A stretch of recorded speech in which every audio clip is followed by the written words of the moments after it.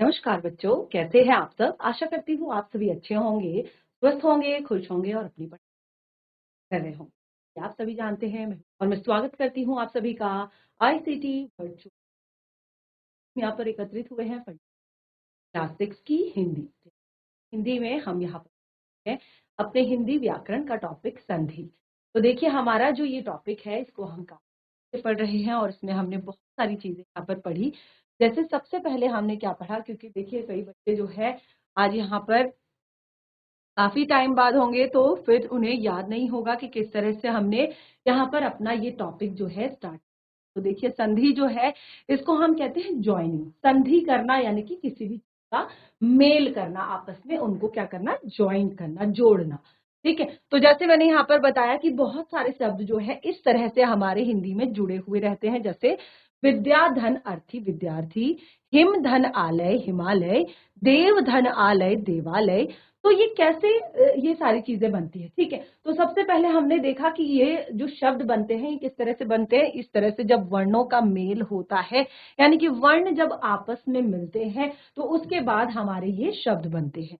ठीक है, तो इस तरह से मैंने आपको हिमालय शब्द को बनाकर बताया कि किस तरह से वर्णों के वर्णों का जब मेल होता है तो क्या होता है, शब्द बनता है। ठीक है, तो अब यहाँ पर इससे हमें क्या पता चला कि वर्ण ही भाषा की सबसे छोटी इकाई है जिसके और टुकड़े नहीं किए जा सकते, यानी कि इसके हम और ज्यादा टुकड़े नहीं कर सकते। जैसे कि हमने आपको बताया हमारी जो हिंदी भाषा है उसमें टोटल 44 वर्ण है, जिसमें 11 व्यंजन है और 11 स्वर हैं और 33 व्यंजन है। ठीक है, तो 11 स्वर और 33 व्यंजन ये दोनों चीजें मिलाकर ही हमारा क्या बनते हैं, टोटल सारे के सारे वर्ण यहाँ पर हमारे बनते हैं। ठीक है, तो इस तरह से हमने वर्णों का मेल किया और आप देखेंगे कि जब हम वर्णों का मेल कर रहे हैं तो इसमें कुछ आपके क्या है, स्वर हैं और कुछ हैं आपके व्यंजन। ठीक है, तो जो आपके स्वर हैं, आप स्वरों के लिए मैंने यहाँ पर आपको बताया था कि स्वर क्या होते हैं। स्वर जो होते हैं वो स्वतंत्र रूप से हम उनका उच्चारण करते हैं, यानी कि उनके उच्चारण में हम किसी भी अन्य स्वर या अन्य व्यंजन या किसी भी अन्य चीज की सहायता नहीं लेते हैं। लेकिन जब हम व्यंजनों का उच्चारण करते हैं तो उसमें हमें स्वरों की सहायता लेनी पड़ती है, यानी कि किसी भी व्यंजन का उच्चारण हम करें, हम शुरुआत से आपको यहाँ पर क्लियर करते हैं। जैसे अगर मैंने यहाँ पर आपको बताया कि अगर हम क वर्ण का उच्चारण करते हैं, ठीक है, अगर हम क वर्ण का उच्चारण करते हैं तो हमारा स्वर क्या आ रहा है यहाँ पर, अ। तो यानी कि ये अगर हम इसको इसके बिना पढ़ेंगे तो ये क्या होगा, अधूरा होगा। तो जो भी अधूरा आपका व्यंजन होता है उसको हम इस तरह से लिखते हैं। ठीक है, जैसे हमने ह लिखा, म लिखा, ल लिखा, य लिखा। ठीक है, ये सब क्या है, आपके अधूरे हैं। ये सब क्या है, आपके अधूरे हैं, यानी कि इसके बिना, स्वर के बिना ये सब अधूरे हैं। लेकिन जब इस पे हम कोई भी स्वर की कोई भी मात्रा लगा देते हैं तो वो क्या हो जाता है, पूरा हो जाता है। जैसे हमने हा में इक की मात्रा लगाई तो बन गया ही। ठीक है, म में आ की मात्रा लगाई तो ये बन गया मा। ठीक है, ल में अ जोड़ा तो ये क्या हो गया, पूरा ल हो गया ल। ठीक है, इसी तरह से य। ठीक है, तो इस तरह से हमने यहाँ पर बताया कि कोई भी जो ज्वाइनिंग होती है, कोई भी जो मेल होता है उसको हम क्या कहते हैं, संधि कहते हैं। ठीक है, तो ये संधि हमने यहाँ पर इस तरह से बताई अपने हिंदी भाषा में कि जो हम क्या करते हैं, शब्दों का जब हम मेल करते हैं। ठीक है, तो हमने यहाँ पर क्या परिभाषा बताई कि दो वर्णों के जब हम देखिए शब्दों का भी जब हम मेल करते हैं तो उसमें क्या होता है, पूरे पूरे शब्द का मेल नहीं होता। पूरे पूरे शब्द का मेल ना होकर जो उसके वर्ण होते हैं आपस में, उन वर्णों का क्या होता है, मेल होता है। और उन वर्णों के मेल से क्या होता है, किसी भी शब्द के एक तरह से अर्थ में परिवर्तन आ जाता है, कोई भी विकार उत्पन्न हो जाता है, यानी कि शब्द वो चेंज हो जाता है। वो शब्द क्या हो जाता है, परिवर्तित हो जाता है, चेंज हो जाता है। जैसे हमने बताया छात्र एक शब्द है, धन आवास। ठीक है, छात्र एक शब्द है, आवास एक शब्द है। ठीक है, दो अलग अलग शब्द हैं, छात्र एक है, आवास एक है। हमने छात्र शब्द का क्या लिया यहाँ से, अंतिम जो प्रथम शब्द का अंतिम वर्ण है उसको हमने यहाँ पर लिया। तो छात्र किसका स्वर आ रहा है, किसका स्वर आ रहा है, अ का स्वर आ रहा है। तो अ को हमने यहाँ पर लिया और उसके बाद हमने दूसरा, हमने यहाँ पर जो शब्द था आवास का पहला शब्द, जो आपका प्रथम शब्द है उसका अंतिम वर्ण, जो आपका द्वितीय शब्द है उसका प्रथम वर्ण। ठीक है, प्रथम शब्द का अंतिम वर्ण, द्वितीय शब्द का प्रथम वर्ण, दोनों को हमने यहाँ पर मिलाया तो हमारा यहाँ पर आ बना। इसके लिए मैंने आपको पूरी चीजें यहाँ पर डिटेल में बताई हुई है कि किस तरह से यहाँ पर मेल होता है, किस तरह से आपका इन स्वरों के नाम किस तरह से रखे गए हैं। ठीक है, तो ये केवल मैंने आपको एक एग्जाम्पल दिया है, उदाहरण दिया है कि संधि किस तरह से होती है। ठीक है, ये संधि हुई और उसके बाद हमारा ये शब्द नया बन गया, इसके अर्थ में पूरी तरह से परिवर्तन आ गया। ये क्या हो गया? छात्रावास। ठीक है, जहां पर छात्र निवास करते हैं उसको हम कहते हैं छात्रावास। ठीक है, छात्र तो हो गया स्टूडेंट, आवास यानी कि रहने का घर, तो दोनों को हमने मिला दिया, तो छात्रों के रहने का घर जो है उसको हमने कह दिया छात्रावास। ठीक है, हिम धन आलय, हिम का अर्थ होता है बर्फ। हिम का क्या अर्थ होता है? हिम का अर्थ होता है बर्फ, और आलय का अर्थ होता है घर। ठीक है, आलय का क्या अर्थ होता है? घर। तो हिम धन आलय, अब हिम अलग शब्द है, आलय अलग शब्द है, लेकिन जब हमने उन दोनों को आपस में जोड़ा तो क्या बना? हिमालय। यहां पर क्या हुआ? शब्द के अर्थ में परिवर्तन आ गया, शब्द में विकार उत्पन्न हो गया और ये बिल्कुल एक अलग ही शब्द आपका बन गया, हिमालय। ठीक है, तो इसी तरह से यहाँ पर मैंने आपको बहुत सारी चीजें इस बारे में बताई कि कैसे ये सारी चीजें चेंज होती हैं, कैसे चीजें परिवर्तित होती हैं। तो यहाँ पर देखिए मैंने बिल्कुल वही एग्जाम्पल आपको दिया है कि प्रथम शब्द का अंतिम वर्ण और द्वितीय शब्द का प्रथम वर्ण मिलकर एक नया जो है शब्द बनाते हैं, और उसी से क्या होता है कि वो एक तरह से उच्चारण के दृष्टिकोण से, जैसे हमने कहा मतानुसार, मतानुसार, अब देखिए उच्चारण की दृष्टि से वो इतने पास पास आ जाते हैं, इतने नजदीक आ जाते हैं कि उनको अलग अलग करना एक तरह से संभव नहीं होता है, अलग अलग हो पाता है, और इसीलिए क्या हो जाता है, यहाँ पर संधि हो जाती है, यानी कि नया शब्द बन जाता है। ठीक है, अब देखिए इसमें एक और टॉपिक, क्योंकि सबसे मेन चीज है आपको संधि विच्छेद भी जानना। ठीक है, संधि विच्छेद किसे कहते हैं? अब संधि द्वारा बने शब्दों को अलग अलग करना संधि विच्छेद कहलाता है। ठीक है, संधि द्वारा बने शब्दों को अलग अलग करना संधि विच्छेद कहलाता है। जैसे हमने कहा दीपावली, ठीक है, दीपावली। ठीक है, तो इसको हमने क्या कर दिया? अलग अलग कर दिया, दीप धन अवली, यानी कि दीपों की एक जो लड़ी होती है, दीपों की जो एक पंक्ति होती है, उसको हमने यहाँ पर क्या कर दिया? अलग अलग कर दिया।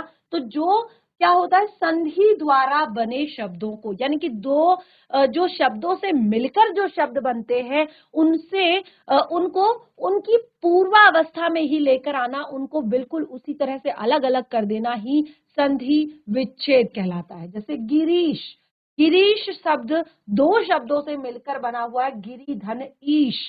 ठीक है, ये जुड़े हैं क्या है? आपस में वर्णों से। ठीक है, इसी तरह से पुस्तकालय, पुस्तक धन आलय।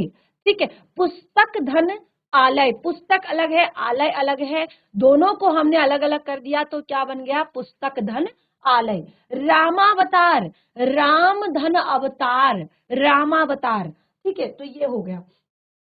अब इस तरह से देखिए मैंने यहाँ पर ये भी आपको बनाकर दिखाया था कि किस तरह से हमारा ये जो शब्द जो है अलग अलग स्वर, अलग अलग व्यंजनों से जो है मिलकर बनता है।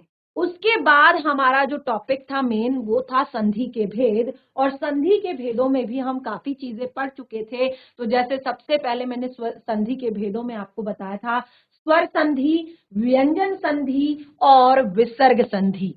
स्वर संधि, व्यंजन संधि और विसर्ग संधि। अब देखिए ये स्वर संधि जो है, यहाँ पर क्या हो रहा है? केवल और केवल स्वरों का मेल हो रहा है, केवल और केवल, चाहे वो आपके ह्रस्व स्वर हो, चाहे वो आपके दीर्घ स्वर हो, चाहे वो आपका ह्रस्व ह्रस्व हो, चाहे आपका ह्रस्व और दीर्घ हो, चाहे आपका दीर्घ और दीर्घ ही क्यों ना हो। ठीक है, यानी कि आपके जितने भी स्वर हैं, ठीक है, जितने भी आपके 11 स्वर हैं उसमें से भी मैंने आपको अलग अलग करके बताया था कि स्वरों के भी भेद होते हैं, कि कितने सारे भेद होते हैं स्वरों के। स्वरों के भी मैंने आपको 3 भेद बताए थे, ह्रस्व स्वर, दीर्घ स्वर और प्लुप्त स्वर। ह्रस्व स्वर, दीर्घ स्वर और प्लुप्त स्वर। क्या होता है ह्रस्व स्वर, ये भी मैंने आपको क्लियर किया था। क्या होता है दीर्घ स्वर, ये भी मैंने आपको क्लियर किया था। और क्या होता है प्लुप्त स्वर, ये भी मैंने आपको क्लियर किया था। पूरा एक पीपीटी के माध्यम से हम पर आपको ये टॉपिक बहुत अच्छे से क्लियर किया था। और लास्ट जब मैं इस टॉपिक को यहाँ पर पढ़ा रही थी और उस टाइम भी हमने उसको एक बार रिवाइज यहाँ पर किया था। ठीक है, तो इसको हमने स्वर संधि नाम इसीलिए दिया क्योंकि यहाँ पर केवल और केवल स्वरों का मेल हो रहा है। और अब देखिए, जैसे मैंने बताया कि स्वरों का मेल कैसे हो रहा है। स्वरों का मेल हो रहा है कि कई बार आपके ह्रस्व ह्रस्व आपस में मिल रहे हैं, कई बार आपके ह्रस्व और दीर्घ आपस में मिल रहे हैं, कई बार आपके दीर्घ और दीर्घ आपस में मिल रहे हैं। उसीलिए हमने इसको यहाँ पर किया कि ये आपका स्वर संधि। ठीक है, तो सबसे पहले हमने यहाँ पर अपना स्वर संधि टॉपिक ही स्टार्ट किया था और इसी में हम यहाँ पर खूब सारे एग्जाम्पल लिख रहे थे। और जैसे मैंने आपको बताया कि जिन स्वरों के उच्चारण में हमें बहुत कम समय लगता है उन्हें हम कहते हैं ह्रस्व स्वर। जैसे अ, इ, उ, री, अ, इ, उ, री।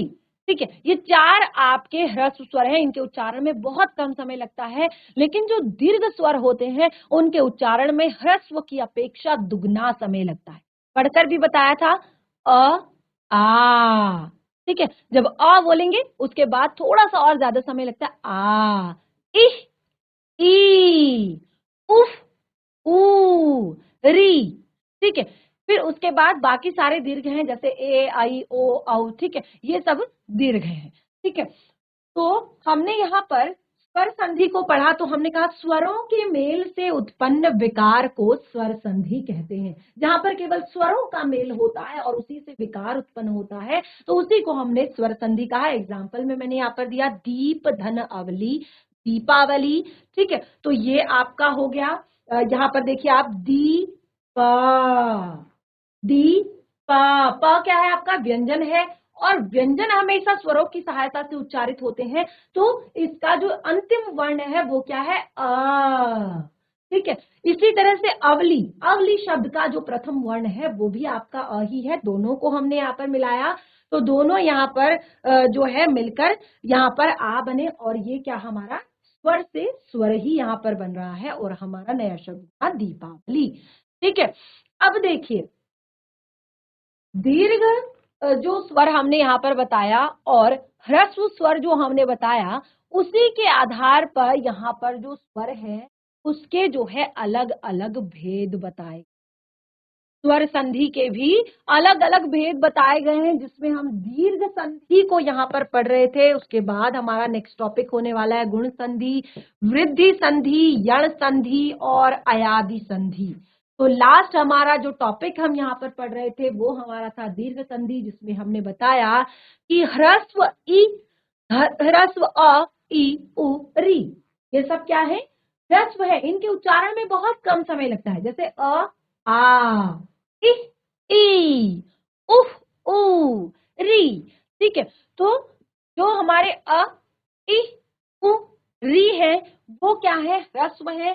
तो जब ह्रस्व और दीर्घ जैसे आ, ई, ए, आई, ओ, औ में से ह्रस्व या दीर्घ, अब इन दोनों में से ह्रस्व या दीर्घ या तो ह्रस्व ह्रस्व या ह्रस्व और दीर्घ क्या हो जाते हैं क्रमशः परस्पर निकट आ जाएं तो दोनों के मेल से दीर्घ, यानी कि दोनों के मेल से हमेशा ही दीर्घ आपका बनता है।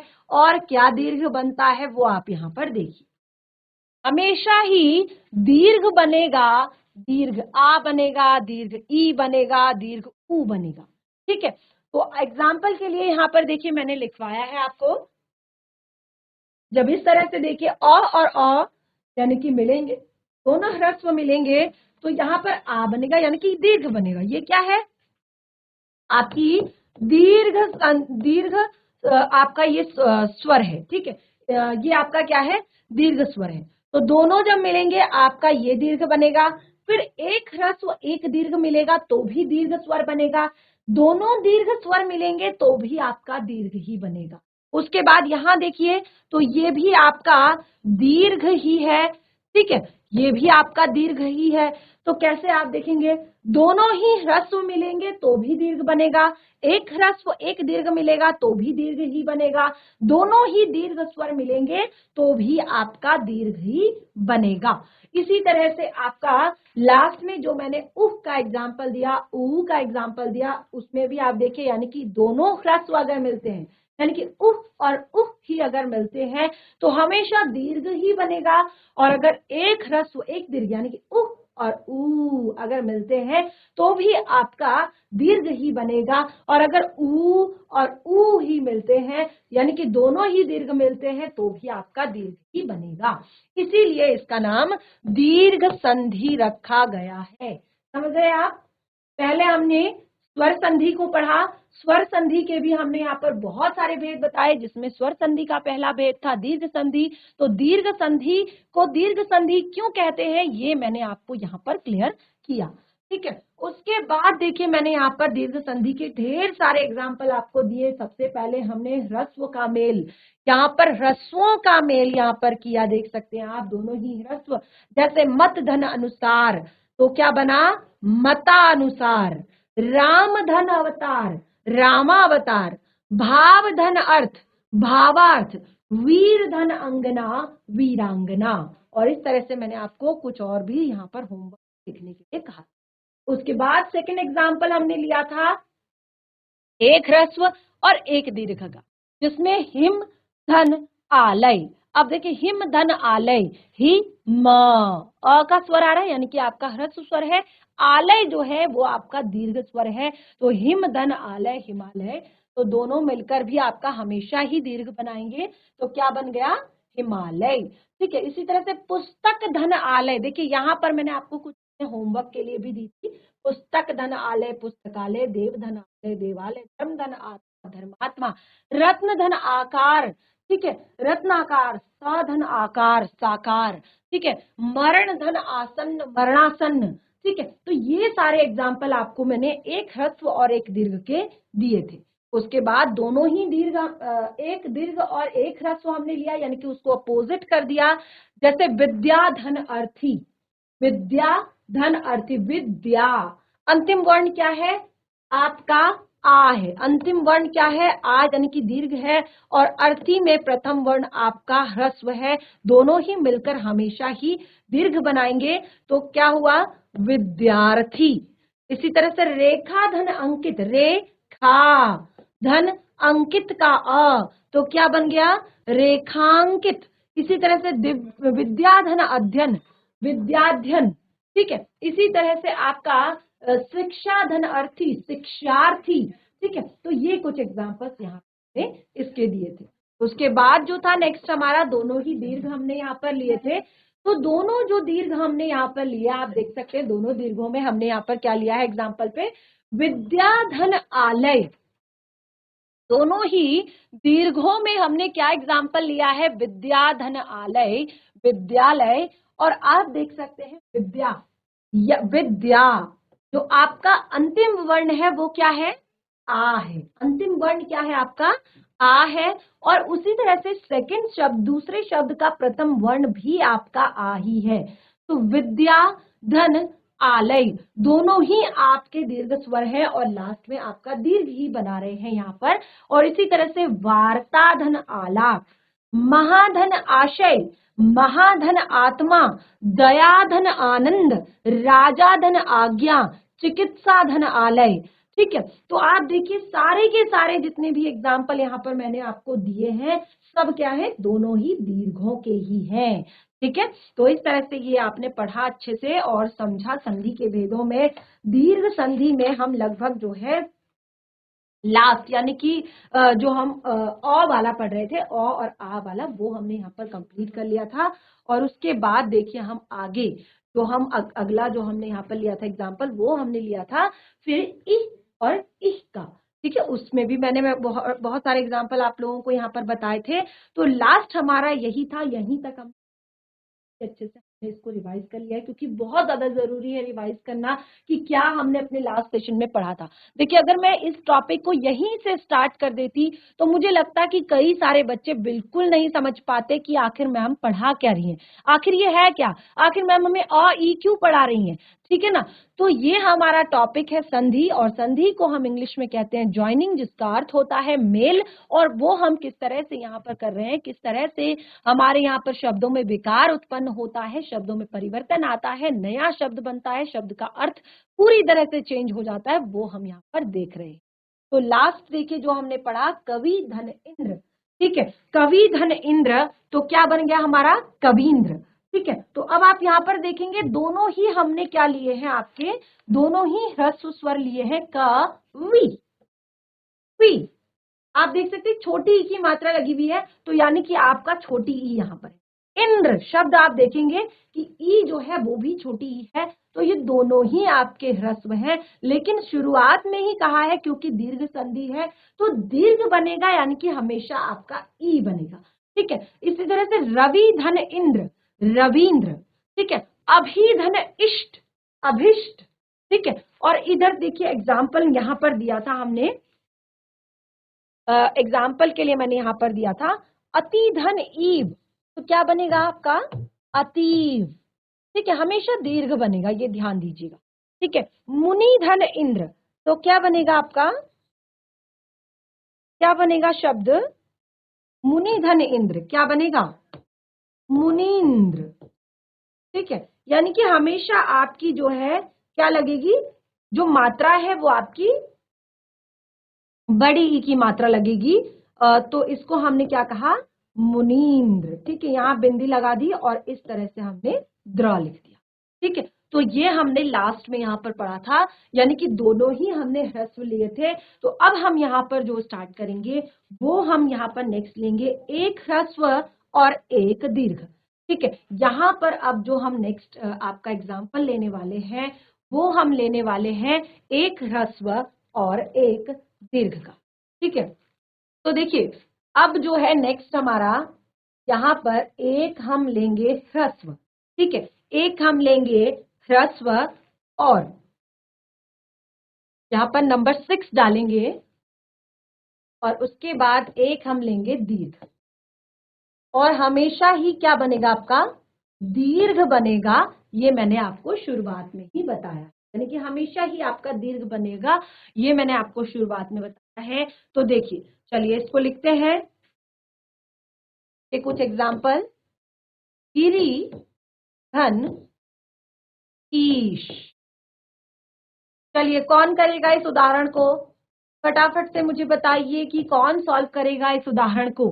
गिरी धन ईश बहुत ही ज्यादा सरल है। अभी तक जो बच्चे जो है इस टॉपिक को अच्छे से नोट डाउन कर रहे हैं और जिन्होंने इस टाइम पे इसे बहुत अच्छे से समझ लिया है वो मुझे आसानी से इसका उत्तर दे सकता है। कैसे, अब आप देखिए, हमने कहा गिरी धन ईश, तो गिरी जो आपका री शब्द है उसमें उसका उच्चारण क्या हो रहा है, लास्ट में क्या वर्ण आ रहा है आपका, ई।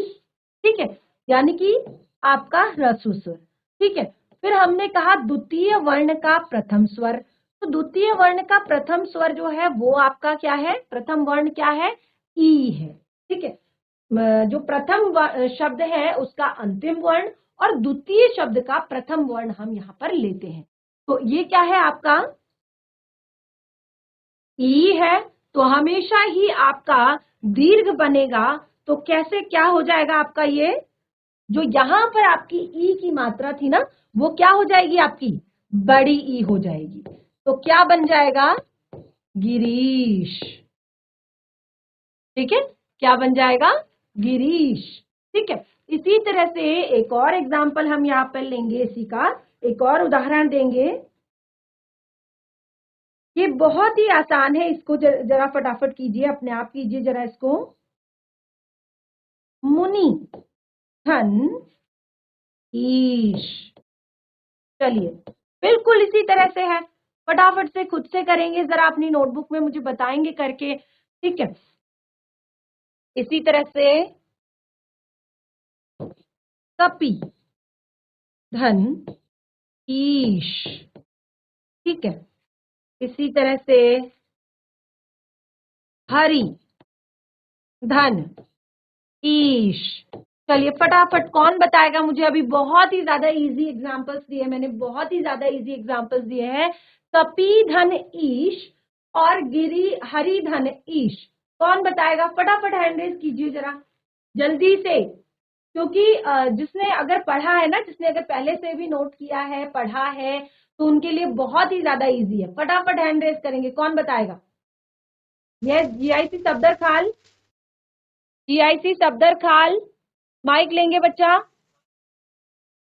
और जिस बच्चे के पास माइक है वो थोड़ा सा फ्रंट में आ जाइए, बच्चा के पास माइक है ना, थोड़ा सा फ्रंट में आ जाइए। वेरी गुड मॉर्निंग बच्चे, क्लास 6 के बच्चे हैं आप। वेरी गुड मॉर्निंग, क्लास 6 के बच्चे हैं आप। जी मैम। यस, तो क्या पढ़ रहे हैं हम यहाँ पर? हिंदी विषय। हिंदी में क्या टॉपिक पढ़ रहे हैं बच्चा? संधि विच्छेद। वेरी गुड, संधि पढ़ रहे हैं। और संधि में क्योंकि मुझे लगता है, देखिए अभी मैंने शुरुआत से, चाहे आपने पहले पढ़ा हो चाहे ना पढ़ा हो, लास्ट जो हमारा सेशन हुआ था तो वो मैंने पूरा का पूरा यहाँ पर रिवाइज कर दिया है कि क्या कुछ हमने पढ़ा और कैसे हम यहाँ पर कर रहे हैं मेल, कैसे हम कर रहे हैं यहाँ पर संधि। तो समझ आ रहा है आपको?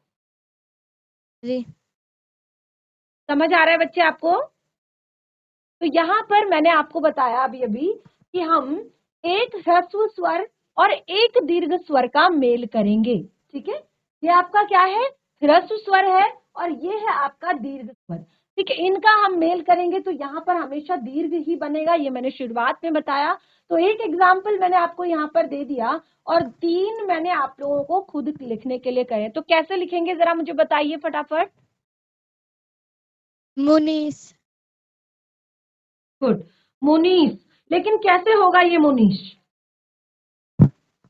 क्या करेंगे, क्या करेंगे पहले? छोटी ई और प्रथम, बड़ी ई को। हाँ प्रथम शब्द का क्या लेंगे हम? प्रथम छोटी शब्द का, ई। प्रथम छोटी शब्द ई। का अंतिम वर्ण लेंगे। ऐसे आप बोलिएगा कि हम लेंगे प्रथम शब्द का अंतिम वर्ण। तो प्रथम शब्द का अंतिम वर्ण यहाँ पर क्या है? मु, नि। नि किसका स्वर आ रहा है? हाँ, और हमने कहा द्वितीय शब्द का प्रथम वर्ण, तो द्वितीय शब्द का प्रथम वर्ण क्या है हमारा? बड़ी ई। गुड, तो उसको हमने ले लिया। और ये क्या बनेगा? हमने कहा यहाँ पर हमेशा ही दीर्घ स्वर बनेगा, ठीक है, हमेशा ही दीर्घ स्वर बनेगा। तो क्या होगा अब? ये जो मात्रा थी ना, ये जो छोटी ई की मात्रा थी, क्योंकि ये और ये मिलकर दीर्घ बनाते हैं, तो ये आपका बनेगा मुनीश, ठीक है ना? क्या बन गया? मुनीश, ठीक है। इसी तरह से ये क्या बनेगा बच्चे? ये क्या बनेगा? ये वाला शब्द क्या बनेगा इसी तरह से? कपीस। वेरी गुड, ये क्या बनेगा? हरीश। हरीश।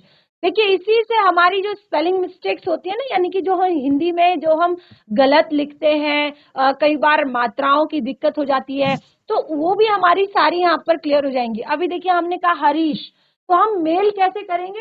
हरी, हरी का जो है आपका अंतिम वर्ण लेंगे ई, और ईश का प्रथम वर्ण लेंगे ई। इसी तरह से ये हमेशा हमारा बनाएगा दीर्घ। तो दीर्घ क्या होता है? ह री श। आपको पता है ना कि छोटी ई की मात्रा किस तरफ से लगती है और बड़ी ई की मात्रा किस तरफ से लगती है ना? तो फिर ये क्या हो जाएगा? चेंज हो जाएगा। जैसे जैसे यहाँ पे लिखा हुआ ना हरी ईश, ठीक है, तो ये हम ऐसे कभी नहीं लिखेंगे, ऐसे नहीं लिखेंगे हरीश, ठीक है। हम लिखेंगे, हमें पता है कि हमने इस तरह से मेल किया है तो हमारा सही शब्द है ये। इसी तरह से ये भी आपका जो शब्द बनेगा, ये भी इसी तरह का बनेगा, कपीश, ठीक है। क्लियर हुआ सभी को? समझ आया?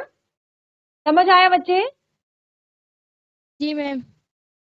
चलिए गुड। तो कोई भी डाउट होता है ना तो जरूर क्लियर कीजिए, हैंड रेज कर लिया कीजिए क्लास में, जब आपको लगता है कि आपको समझ नहीं आ रहा है ठीक है ना।